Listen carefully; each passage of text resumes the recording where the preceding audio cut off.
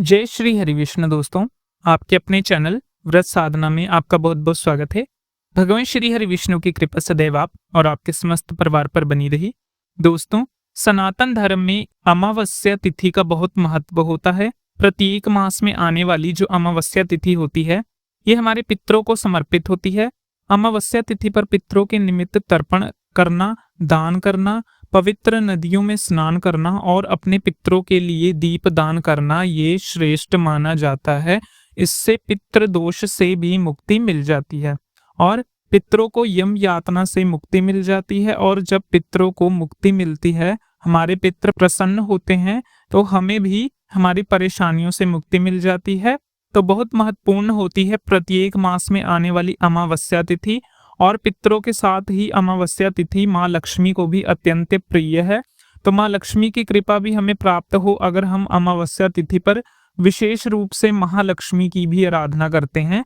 तो आज की वीडियो में आप जानेंगे मार्गशीर्ष मास की अमावस्या तिथि कब है, अमावस्या तिथि प्रारंभ हो रही है, कब समाप्त हो रही है, इस दिन स्नान का दान का शुभ मुहूर्त क्या है। अमावस्या तिथि की संपूर्ण जानकारी आपको आज की वीडियो में शेयर करने वाला हूँ। इस दिन हमें क्या करना चाहिए, क्या नहीं करना चाहिए, सारी जानकारी तो वीडियो को अंत तक जरूर देखें। तो अच्छी लगे वीडियो तो लाइक भी जरूर कीजिए, क्योंकि आपके लाइक्स और आपके कमेंट हमारे लिए महत्वपूर्ण होते हैं।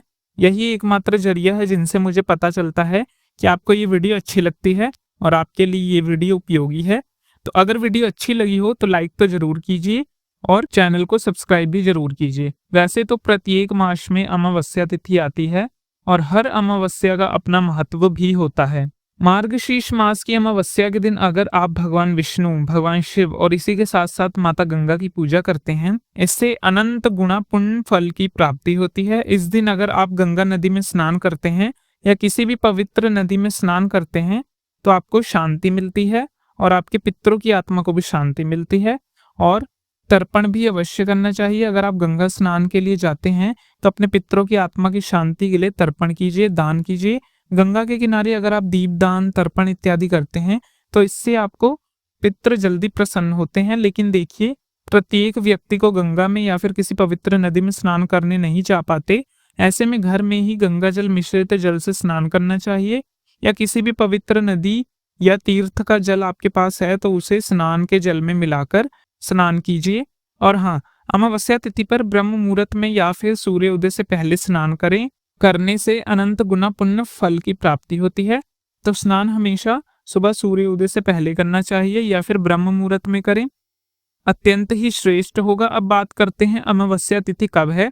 तो देखिए, वैदिक पंचांग के अनुसार इस बार मार्गशीर्ष मास में अमावस्या तिथि का प्रारंभ हो रहा है 30 नवंबर को सुबह 10:29 पर और अमावस्या तिथि का समापन होगा अगले दिन यानी कि 1 दिसंबर को सुबह 11:50 पर।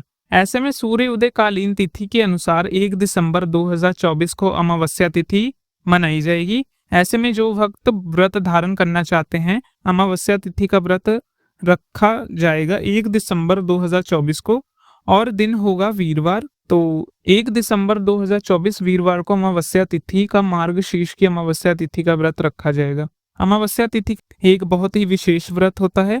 इस तिथि में अगर महिलाएं सच्चे मन से इस व्रत को धारण करें तो उन्हें देवी देवताओं का आशीर्वाद तो मिलता है, इसी के साथ पितरों की कृपा भी प्राप्त होती है, पति की लंबी आयु होती है। अमावस्या तिथि महालक्ष्मी को अत्यंत प्रिय है, तो अमावस्या तिथि का व्रत धारण करने से अखंड लक्ष्मी की प्राप्ति होती है। इसलिए अमावस्या तिथि का व्रत अगर धारण कर सके तो अत्यंत ही श्रेष्ठ होगा। नहीं कर पाते हैं तो व्रत तो भी विधि विधान से माता लक्ष्मी की पूजा कीजिए, पितरों का स्मरण कीजिए, पितरों के निमित्त दान कीजिए, माँ लक्ष्मी के नाम का, मंत्रों का अधिक से अधिक स्मरण कीजिए और इसी के साथ जितना हो सके दान कीजिए। अमावस्या तिथि पर घर की सफाई अवश्य कर लें। अमावस्या तिथि पर घर की अच्छी तरह से साफ सफाई करने के बाद घर से पितृदोष भी समाप्त होता है, ग्रह दोषों से भी मुक्ति मिलती है और इसी के साथ किसी भी प्रकार का वास्तु दोष हो तो वह भी समाप्त हो जाता है। इसीलिए अमावस्या तिथि पर घर की अच्छे से साफ सफाई कर लीजिए। इसके बाद गंगा जल मिश्रित जल से स्नान कर लीजिए और फिर घर में, पूरे घर में गंगा जल का छिड़काव कीजिए, हल्दी मिश्रित जल का छिड़काव कीजिए। घर के मुख्य द्वार पर सुबह ब्रह्म मुहूर्त में दीपदान कीजिए। कपूर जलाकर घर के मुख्य द्वार पर आप दोनों तरफ रख सकते हैं। घर के मुख्य द्वार पर चाहे तो आप रंगोली बना सकते हैं, स्वस्तिक बना सकते हैं और विधि विधान से द्वार पूजा कर सकते हैं, मतलब दहली की पूजा कर सकते हैं। दहलीज पूजन अमावस्या और पूर्णिमा पर करने से हमें माँ लक्ष्मी और आपके घर में स्थायी रूप में वास करेंगी। अब जानते हैं अमावस्या पर शुभ मुहूर्त क्या है। देखिए, ब्रह्म मुहूर्त में हम स्नान करते हैं, तो स्नान का शुभ मुहूर्त आपको प्राप्त हो रहा है सुबह 4:30 बजे से 5:30 बजे तक। ब्रह्म मुहूर्त में आपको स्नान आप इसी समय के दौरान कर सकते हैं। दान कर सकते हैं, पूजा कर सकते हैं, भगवान के मंत्रों का जाप कर सकते हैं। चाहे तो संकल्प लेकर अधिक से अधिक संख्या में माँ लक्ष्मी के मंत्रों का जप आप कर सकते हैं। ये समय आपके लिए वरदान के समान है। अमावस्या का जो मुहूर्त होता है, ब्रह्म मुहूर्त, ये अत्यंत ही श्रेष्ठ मुहूर्त होता है। अभिजीत मुहूर्त नोट कर लीजिए, 11:49 से दोपहर 12:31 तक अभिजीत मुहूर्त रहेगा। अभिजीत मुहूर्त भगवान श्री हरि को अत्यंत प्रिय है, इसीलिए इस समय में अगर आप कोई भी शुभ कार्य करते हैं तो उसका फल आपको बहुत जल्द और बहुत अधिक प्राप्त होता है। अमावस्या तिथि की शाम को दीपदान जरूर करना चाहिए। तो दीपदान करने का शुभ मुहूर्त क्या होगा? देखिए, वैसे तो संध्या काल में आप दीपदान कर सकते हैं, जो कि घर में दिया बाती जलाने का शुभ मुहूर्त होता है शाम 5:21 से 5:48 तक। ये विशेष शुभ मुहूर्त है, इस समय में आप दीपदान कर सकते हैं। इसके अलावा देर रात्रि में भी आप दीपदान कर सकते हैं। इस दिन पितरों के निमित्त तर्पण किया जाता है। तो तर्पण करने का जो शुभ मुहूर्त है वह 1 दिसंबर की सुबह 11 बजे से 3 बजे के बीच का जो समय होगा, इस समय में आप अपने पितरों के निमित्त तर्पण इत्यादि कार्य कर सकते हैं। तर्पण से पहले स्नान करना चाहिए और इसके बाद अपने पितरों का तर्पण अगर करना है तो मन से संकल्प कीजिए, पितरों का स्मरण कीजिए। फिर इस दिन पितरों के तर्पण के लिए कुशा के पोरों का प्रयोग किया जाता है। जल में थोड़े काले तिल, सफेद पुष्प डाल के पितरों का स्मरण करते हुए दक्षिण दिशा की तरफ मुंह करके कुशा के माध्यम से अपने पितरों का तर्पण करना चाहिए। इससे पितृ प्रसन्न होते हैं, पितृ की आत्माएं तृप्त होती हैं। अब आपके जीवन में कोई भी परेशानियां होंगी, उनसे आपको मुक्ति मिल जाएगी। अब एक ऐसा समय जिस समय में कोई शुभ कार्य नहीं करना चाहिए, जिसे राहु काल का समय कहते हैं, तो राहु काल 1 दिसंबर को है शाम को 4:05 से 5:24 तक। वैसे देखिए, इस बार जो अमावस्या तिथि है, वैसे तो सूर्योदय काल में अगर देखें तो रविवार के दिन 1 दिसंबर को है, लेकिन 30 नवंबर को भी अमावस्या तिथि मनाई जाएगी, क्योंकि सुबह से ही 10:29 से ही अमावस्या तिथि का प्रारंभ हो जा रहा है।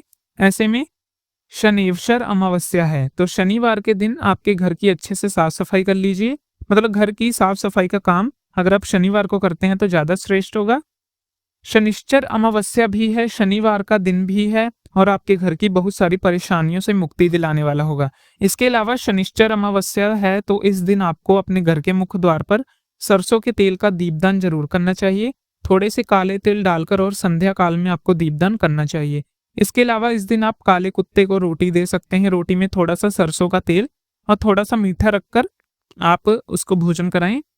बहुत ज्यादा मीठा नहीं देना है। काली गाय अगर मिल जाती है तो काली गाय को भी रोटी देना है। आज के दिन श्रेष्ठ होगा।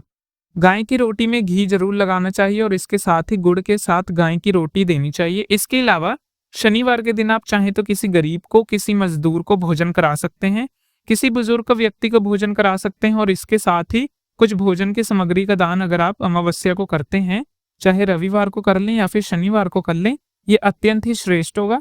चींटियों को आटा डालना या फिर मछलियों को दाना डालना भी, ऐसे सभी कार्य अमावस्या तिथि पर जरूर करने चाहिए। दोनों दिन आपको प्राप्त हो रहे हैं और आप चाहें तो दोनों दिन ही कर सकते हैं, शनिवार को भी और रविवार को भी। अमावस्या तिथि से संबंधित और भी जानकारियां अगर आप चाहते हैं तो आने वाली वीडियो जरूर देखिए। उम्मीद करता हूँ वीडियो आपके लिए उपयोगी होगी। अच्छी लगी तो वीडियो को लाइक कीजिए, शेयर कीजिए। चैनल पर पहली बार आए हैं, अगर अभी तक चैनल को सब्सक्राइब नहीं किया तो आज की वीडियो अगर आपको अच्छी लगी हो तो चैनल को अवश्य सब्सक्राइब करें और बेल आइकन को जरूर प्रेस कर लीजिए। इससे होगा ये कि इस चैनल पर नई वीडियो अपलोड होगी, उसकी नोटिफिकेशन आपको सही समय पर प्राप्त होगी। मिलते हैं आपसे अगली वीडियो के लिए, तब तक के लिए जय श्री राधे कृष्ण।